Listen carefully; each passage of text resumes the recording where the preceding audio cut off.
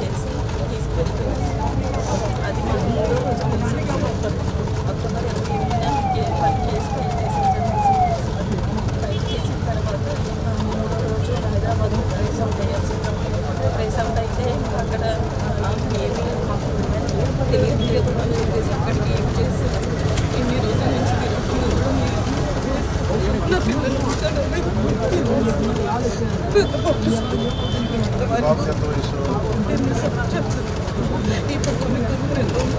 తెలుసు సార్. ఇప్పుడు వారికి కుటుంబానికి కూడా నేను చెప్పుకోలేదు సార్. హాస్టల్లో చదువుకుంటామని చెప్పలేదు సార్.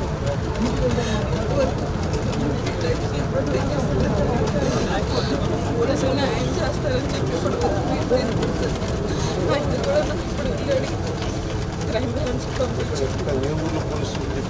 ఇక్కడ Machavaram PS sir, Vijayawada Machavaram PS sir.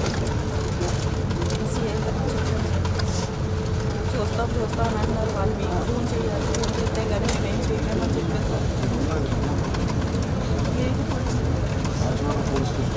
FIR పెట్టారు సార్. నమస్కారం సార్.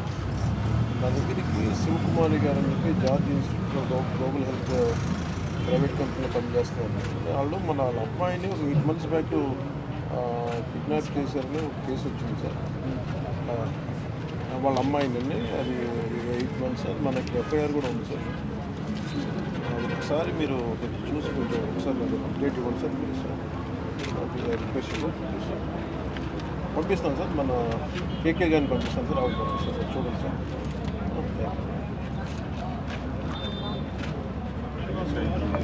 మీరు వెళ్ళండి అమ్మా ఒకసారి.